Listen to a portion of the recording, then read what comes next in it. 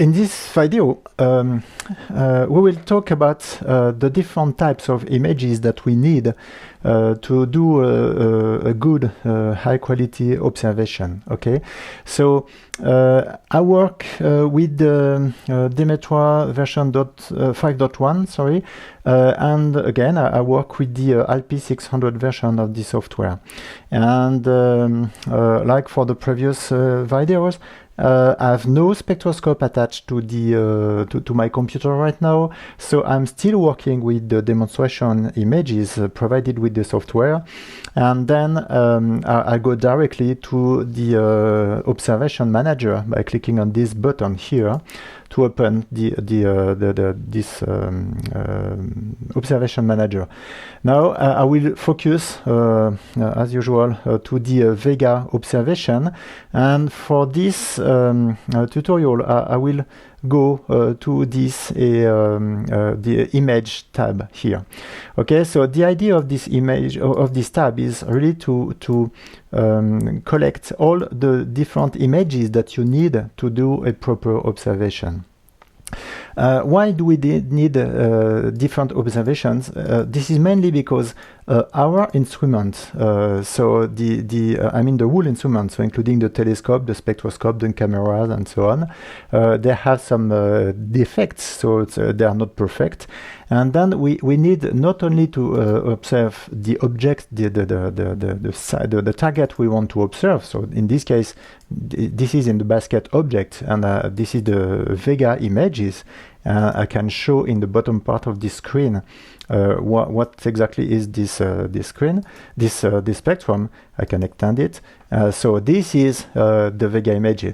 So of course I have to take raw spectra, raw images of my target. This is the most important, but I also need to add some other images to make sure that we can record all the defects of the instrument to correct the raw image.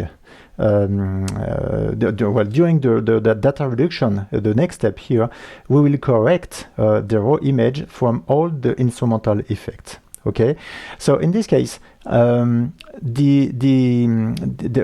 see in the next videos all the other baskets in detail.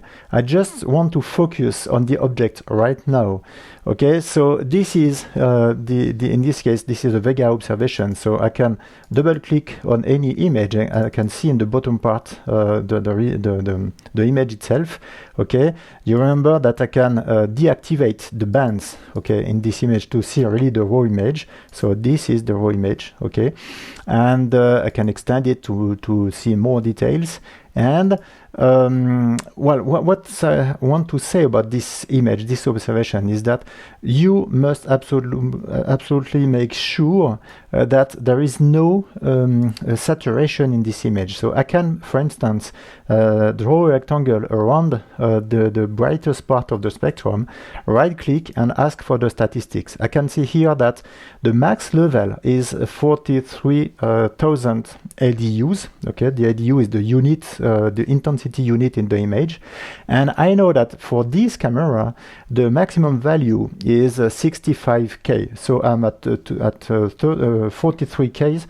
So it's I have some margin. I'm sure I'm not saturated. Of course, this is a bright object. This is Vega star. This is very bright star.